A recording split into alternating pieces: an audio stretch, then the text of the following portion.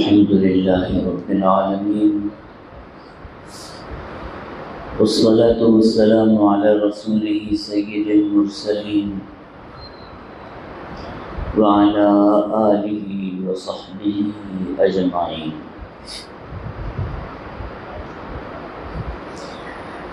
أما بعد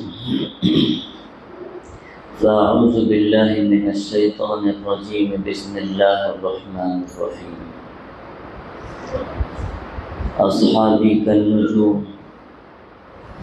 فبأيهم اقتديتم اهتديتم أو كما قال صلى الله عليه وسلم.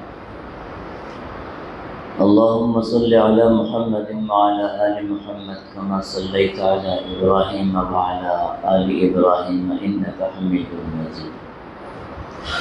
اللهم بارك على محمد وعلى آل محمد كما باركت على إبراهيم وعلى آل إبراهيم إنك حميد مجيد. حاضرین کرام،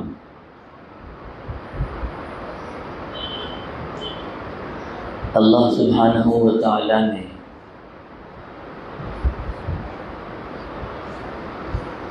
ساری مخلوقات میں انسانوں کو فضیلت بخشی ہے،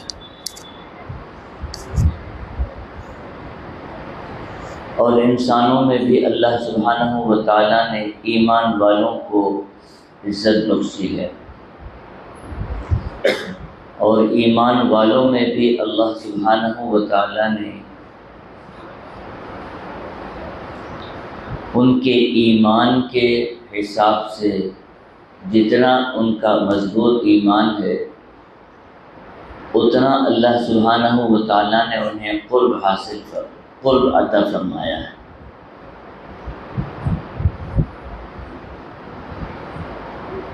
حق سبحانہ و تعالی نے سارے انسانوں میں فضیلت انبیاء علیہ السلام کو عطا فرمائی، اور انبیاء علیہ السلام کے اندر بھی جو پیغمبر رسول ہیں ان کو اللہ تعالیٰ نے مقام اونچا عطا فرمایا، اور پیغمبروں میں اور رسولوں میں بھی اللہ سبحانہ و تعالیٰ نے سیدنا نوح علیہ السلام، سیدنا ابراہیم علیہ السلام، سیدنا موسیٰ علیہ السلام، اور سیدنا داؤد علیہ السلام، اور سیدنا عیسیٰ علیہ السلام کو جو مقام عطا فرمایا وہ سارے انبیاء سے زیادہ ہے، اور پھر ان تمام میں سب سے زیادہ مقام آقا دو عالم محمد رسول اللہ صلی اللہ علیہ وسلم کو اللہ سبحانہ و تعالیٰ نے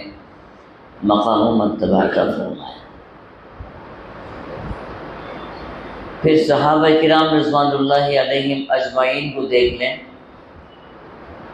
صحابہ کرام رضوان اللہ علیہم اجمعین وہ جماعت ہیں جن کے متعلق فرمایا اصحابی کالنجوم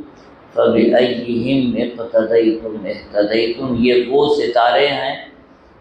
کہ ان میں سے کسی ایک کا بھی ہاتھ تھام لو، کسی ایک کی بھی تم پیروی کر لو، سیدھے تم جنت پہنچ جاؤ گے، ہدایت تمہارے حصے میں آ جائے گی۔ لیکن ان صحابہ کرام رضوان اللہ علیہم اجمعین کی جماعت میں اللہ تعالیٰ نے عشرہ مبشرہ کو ایک الگ مقام عطا فرمایا، اور عشرہ مبشرہ میں 4 جو خلفائے راشدین سیدنا ابو بکر، سیدنا عمر، سیدنا عثمان، سیدنا علی رضوان اللہ علیہم اجمعین کو سب سے زیادہ مقام عطا فرمایا۔ تو اس حساب سے اللہ سبحانہ و تعالی نے یہ واضح فرما دیا کہ ایمان والے جو ہیں سب سے زیادہ عالی مرتبت ہیں، اور ایمان میں بھی جن کا ایمان سب سے زیادہ ہے وہ اللہ کے سب سے زیادہ قریب بندے ہیں، اور یہ انبیاء کرام اور صحابہ کرام رضوان اللہ علیہم اجمعین کی وہ جماعتیں ہیں جن کا قرآن کریم ہی میں نہیں بلکہ قرآن کریم سے پہلے جتنی بھی کتابیں ہیں ان ساروں کے حلیے، ان ساروں کے تذکرے ان کتابوں کے اندر کیے گئے ہیں۔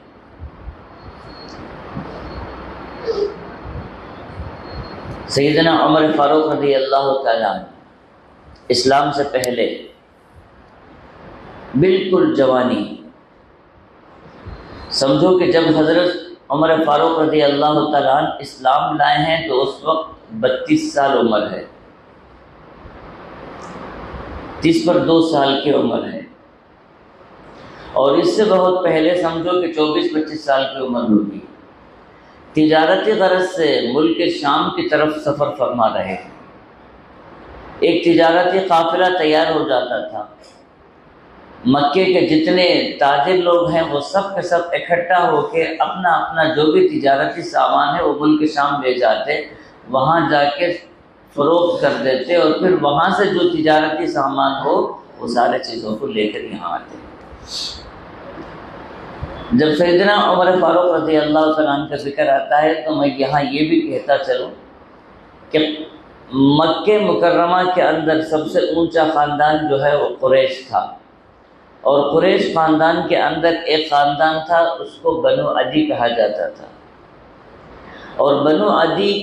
کے جتنے بھی نوجوان تھے یہ بہت ہی پہلوان کہلائے جاتے تھے، اور ان بنو عدی پہلوان خاندان میں بھی ایک لکھا پڑھا بہترین لکھنے والا، بہترین پڑھنے والا، بہترین ٹیلنٹ والا کوئی نوجوان تھا سارے مکے کے اندر، تو وہ سیدنا عمر فاروق رضی اللہ تعالیٰ عنہ تھے۔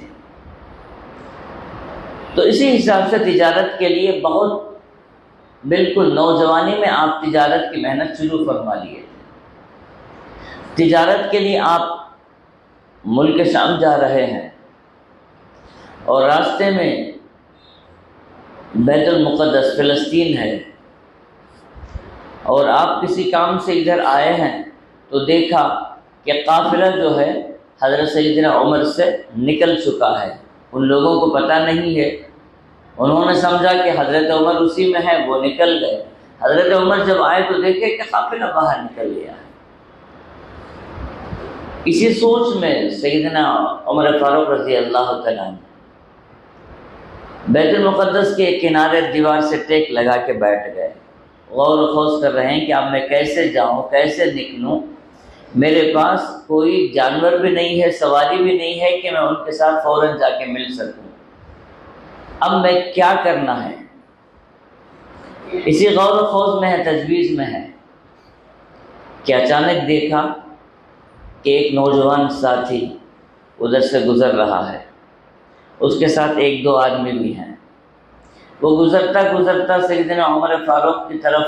تھوڑی دیر غور سے دیکھا، اور دیکھ کے پوچھا، خطاب کا بیٹا ہے؟ کہاں مکہ مکرمہ اور کہاں ہزاروں کلومیٹر دور فلسطین اور بیت المقدس، وہاں انجانے مسافر کو دیکھ کر وہاں کے ایک باشندہ پوچھتا ہے کیا خطاب کا بیٹا ہے؟ جب یہ لفظ انہوں نے سنا تو فوراً اس کی طرف دیکھے کہ کوئی جانا پہچانا آدمی ہے، تو اس نے پھر دوسرا سوال پوچھا، تمہارا نام عمر ہے؟ تو حضرت عمر نے فرمایا، ہاں میں خطاب کا بیٹا ہوں، عمر ہوں۔ تو اس نے کہا، میری طرف سے ایک درخواست ہے، کیا تم میری دعوت قبول کر سکتے ہو؟ میرے گھر آ سکتے ہو، کچھ میرے ساتھ کھا پی سکتے ہو؟ تو سیدنا عمر رضی اللہ تعالیٰ عنہ کی ہنسی آئی، آپ ہنستے ہوئے فرمانے لگے، بھائی تیرا کام لے تو جاتے رہے، تو کون ہے مجھے پتہ نہیں، میں میری پریشانی میں بیٹھا ہوں کہ میں راستے سے ہٹ گیا ہوں، قافلے سے بچھڑ گیا ہوں، میں آگے کیسے چلوں یہ فکر میں ہوں، اور تو میرے ساتھ مذاق کر رہا ہے۔ تو اس نے کہا، نہیں مذاق نہیں، بالکل صحیح بات ہے، اور میں تجھے وعدہ بھی کرتا ہوں کہ میرے گھر جو ہے وہ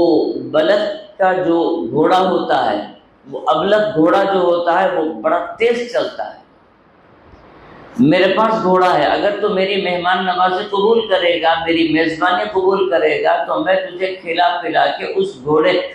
میں بٹھا کر قافلے تک تجھے پہنچا دوں گا۔ حضرت عمر رضی اللہ تعالیٰ عنہ کو یہ بڑا اچھا لگا، آپ نے فرمایا جب یہ چیز ہے تو میں قبول کرتا ہوں۔ اب وہ نوجوان ساتھی جو ہے حضرت سیدنا عمر فاروق رضی اللہ تعالیٰ عنہ کو گھر لے گیا، جو گھر میں میسر تھا وہ کھلایا پلایا، بہترین طریقے سے مہمان نوازی کیا۔ مہمان نوازی کے بعد اس نے جو وعدہ کیا تھا وہی ابلق گھوڑے میں اس کو حضرت عمر کو سوار کیا اور خود بیٹھا، اور پھر ملک شام کی طرف وہ خوب راستہ جانتا تھا، تیز دوڑایا یہاں تک کہ قافلے تک پہنچ گیا۔ تو اس وقت اس نے، اور قافلہ پہنچنے سے پہلے دیکھا کہ اس نے اپنے بغل سے ایک چٹھی کو نکالا، اور اس میں جو ہے باقاعدہ جیسے آج کے زمانے میں پیپر ہوتا ہے اس میں اسٹامپ ہوتا ہے، اس طریقے سے ایک پیپر ہے اس میں اسٹامپ لگا ہوا ہے، وہ اس نے حضرت عمر کے خدمت میں پیش کیا، کہا کہ اس میں دستخط کر دو، اور اس میں یہ بات بھی لکھ دو کہ جس وقت تم اس زمین کے حکمران بن جاؤ گے، جس وقت تم اس زمین کے حکمران بن جاؤ گے تو میری جو زمین ہے، میری جو کھیتی ہے، زراعت والی جو بھی چیز ہے، اس میں تم ٹیکس نہیں لگاؤ گے۔ حضرت عمر رضی اللہ تعالیٰ عنہ کو یہ ساری چیزیں بڑی عجیب لگ رہے ہیں۔ حضرت عمر نے فرمایا کیا کہنا چاہتے ہو تم؟ میں وہ ہوں جس کو صحیح طریقے سے اونٹ نہیں چرانے آتا تھا تو میرا والد جو ہے مجھے مار کر صحیح سکھاتا تھا، اور تم حکمرانی کی باتیں مجھ سے کرتے ہو۔ اس نے کہا نہیں کوئی بات نہیں، چلو فرض کرو میں دل لگی میں تم سے کہتا ہوں، تم لکھ دو کہ جس وقت تم حکمران ہو جاؤ گے مجھ سے ٹیکس نہیں لو گے، دستخط کر دو۔ حضرت عمر ہنستے ہوئے اس میں لکھ دیا کہ جس وقت میں حکمران ہوں گا اس وقت ٹیکس تم سے وصول نہیں کروں گا، دستخط فرما لیا۔ آئی گئی بات، اور اس نے وعدے کے طور پر لے گیا اور قافلے سے ملا دیا۔ ایک زمانہ بیت گیا، رسول اکرم صلی اللہ علیہ وسلم کی خدمت میں کچھ اور ارادہ لے کے پہنچے تھے، یہاں کچھ اور ہوا، اور حلقہ بگوش اسلام ہوئے۔ یہ ساری مدت بیت گئی، رسول اکرم صلی اللہ علیہ وسلم دنیا سے رخصت ہوئے، حضرت سیدنا صدیق اکبر خلیفۃ المسلمین بنے، پھر حضرت سیدنا عمر فاروق رضی اللہ تعالیٰ عنہ امیر المؤمنین بنے۔ ذہن کے کسی گوشے میں وہ قصہ یاد نہیں ہے۔ 22 لاکھ مربع زمین پر حضرت سیدنا عمر فاروق کی حکومت چل رہی ہے۔ اب یہ زمانہ وہ بھی آیا کہ بیت المقدس فتح کرنا ہے، اور بیت المقدس فتح کرنے کے لیے جب فوج وہاں گئی ہے تو وہاں کے جتنے پادری ہیں وہ سارے لوگوں نے درخواست کی کہ اگر تمہارا جو حکمران مدینے میں ہے وہ آ جائے تو ہم بغیر کسی لڑائی کے، بغیر کسی تلوار اٹھانے کے، ہم ان کے حوالے چابیاں سونپ دیں گے۔ حضرت عمر فاروق رضی اللہ تعالیٰ عنہ کو معلوم ہوئی بات، اور خصوصی کیبنٹ جو مشاورتی اجلاس ہے انہیں بلایا گیا، پوچھا گیا، سب نے کہا کہ بہتر ہے آپ چلے جائیے۔ تو حضرت عمر فاروق رضی اللہ تعالیٰ عنہ اسی دبلے پتلے گھوڑے کے اندر سوار ہو رہے ہیں، اور وہی پیوندار جھبا ہے، اور ساتھ میں وہی اسلم نامی غلام ہے، اس کو ساتھ لے کے نکل جاتے ہیں۔ لوگوں نے مشورہ بھی دیا کہ آپ جو ہے خلیفۃ المسلمین ہیں، اتنے بڑے حکمران ہیں، ایک اچھا کپڑا تو پہننا چاہیے۔ آپ نے فرمایا نہیں، الاعزنا اللہ سبحانہ و تعالیٰ نے ہمیں اسلام کی بدولت عزت بخشی ہے، ہمارا کوئی اس میں نہیں ہے۔ حضرت عمر فاروق رضی اللہ تعالیٰ عنہ جتنی باری خود سوار ہونے کی ہوتی سوار ہوتے، اور جس وقت باری آتے خود اتر جاتے، اور اسلم نام غلام کو اس میں سوار کرا دیتے، اور خود نکیل پکڑ کے چلتے رہتے۔ اور اتفاقاً جس وقت بیت المقدس پہنچنے کے قریب ہیں، باری جو ہے حضرت عمر رضی اللہ تعالیٰ عنہ کے اترنے کے آ گئی، اور غلام کو سوار کرنے کے آ گئی۔ غلام نے منت سماجت کرتے ہوئے، ہاتھ جوڑتے ہوئے کہنے لگا، امیر المومنین اب تو مجھ پر رحم کیجیے، سارے لوگ آپ کو دیکھ رہے ہیں، آپ کا تو کوئی مسئلہ نہیں، میرا کیا ہوگا، لوگ کیا سمجھیں گے، میں سوار ہو کے چلوں۔ حضرت نے فرمایا نہیں، انصاف ہوا کرتا ہے۔ اب غلام کو سوار کر دیا گیا، خود نکیل پکڑ کے چل رہے ہیں، اور جو پادری ہیں وہاں کے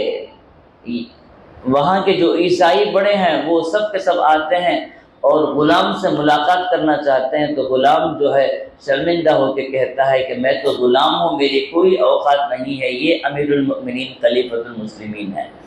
جب انہوں نے یہ دیکھا تو کہا چلو ایک بات تو صحیح ہماری ہو گئی،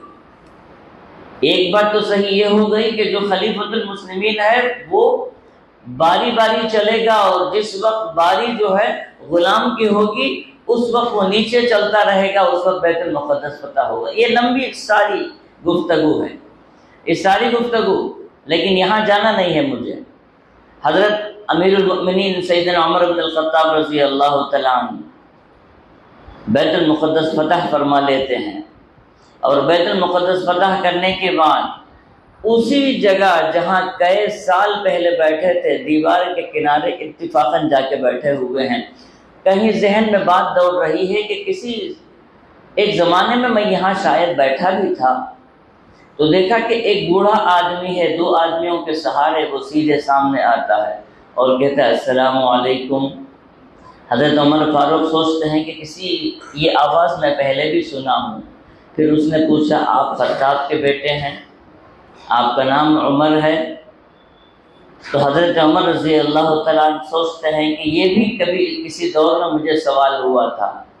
ابھی حضرت عمر سوچ ہی رہے ہیں کہ وہ ورق اور وہ کاغذ جس پہ حضرت عمر نے دستخط فرمایا تھا، وہ کاغذ اس نے سامنے کیا اور کہنے لگا کہ آج ہی کا وہ دن تھا جس کا میں نے بہت پہلے شدت سے مجھے انتظار تھا، میں نے آپ سے دستخط کرائی دی تھے۔ آج آپ خلیفۃ المسلمین پورے فلسطین پر اور پورے بیت المقدس کی زمین پر آپ ہو گئے ہیں، تو اپنا وعدہ نبھا لیجئے کہ آپ نے کہا تھا کہ میری زمین میں کوئی ٹیکس مجھ سے وصول نہیں کیا جائے گا۔ حضرت عمر فاروق رضی اللہ تعالیٰ عنہ نے فرمایا کہ یہ حکومت میری تو نہیں ہے۔ پھر صحابہ کرام رضوان اللہ علیہم اجمعین سے مشورہ کیا، تو صحابہ کرام نے کہا وعدے کو تو نبھانا چاہیے، آپ نے دستخط فرما دیا تو پھر آپ کو اس کا ٹیکس معاف کرنا چاہیے، بیت المال کو اس کا ٹیکس نہیں پہنچے گا۔ حضرت عمر فاروق رضی اللہ تعالیٰ عنہ نے فرمایا کہ چلو جو وعدہ ہوا تھا اس وعدے کی وفا ہے اور تم سے ٹیکس وصول نہیں کیا جائے گا۔ جب پورے وثوق کے ساتھ بات آئی اس وقت اس نے کہا اشہد ان لا الہ الا اللہ واشہد ان محمدا عبدہ ورسولہ، یہ کہتے ہوئے اس نے اس کاغذ کو سیدنا عمر فاروق کے حوالے کیا اور کہا مجھے اس کاغذ سے کیا لینا دینا ہے، جو زمین ہے وہ اسلام کے لیے میں نے وقف کر دی ہے، بیت المال کے حوالے کر دی ہے۔ حضرت سیدنا عمر فاروق نے پوچھا کہ بھائی جب تجھے دینا ہی تھا تو پھر مجھ سے زمانے پہلے دستخط کرایا کیوں، پھر آج آ کے یاد دہانے کیا کیوں، پھر جزیہ جو ہے معاف کرایا کیوں؟ تو اس وقت اس نے کہا کہ ہماری کتابوں میں رسول اکرم صلی اللہ علیہ وسلم کی جو بھی چھوٹی سے چھوٹی بات کبھی اس کے اندر ذکر ہے، آپ کے اعلیٰ اخلاق، آپ کے کردار، سارے چیزوں کے ذکر کے ساتھ ساتھ آپ کے صحابہ کا بھی ذکر ہے اور تمہارا بھی ذکر ہے، اور عمر کے نام سے، خطاب کے بیٹے کے نام سے یہ ساری چیزیں ہیں کہ وہ وعدے کا بڑا پاس و لحاظ رکھے گا۔ وہ امتحان میں نے لے لیا، آج میرے سامنے ساری چیزیں جب واضح ہو گئی تو میں یہ زمین نچھاور کرتا ہوں حکومت کے لیے اور بیت المال کے لیے۔ تو یہ وہ صحابہ کرام رضوان اللہ علیہم اجمعین ہیں جن کے متعلق اللہ سبحانہ و تعالی نے فرمایا سیماہم فی وجوہہم من اثر السجود، کہ یہ وہ صحابہ کرام ہیں تراہم رکعا سجدا، یہ عبادتوں میں اپنی پوری عمر لگا رہے ہیں اور ان کے چہروں میں عبادت کا نور چھلک رہا ہے، اور ان کی عبادت اور اطاعت کی وجہ سے اللہ سبحانہ و تعالیٰ نے ان کے لیے وہ فیصلے فرمائے کہ ساری زمین ان کے قدموں میں نچھاور ہے، اور اللہ سبحانہ و تعالیٰ نے اپنے اعلیٰ کتابوں میں ان کا ذکر تک فرمایا ہے۔ اللہ سبحانہ و تعالیٰ صحابہ کی اتباع اور صحابہ کی محبت ہمیں عطا فرمائے۔ وآخر دعوانا الحمدللہ۔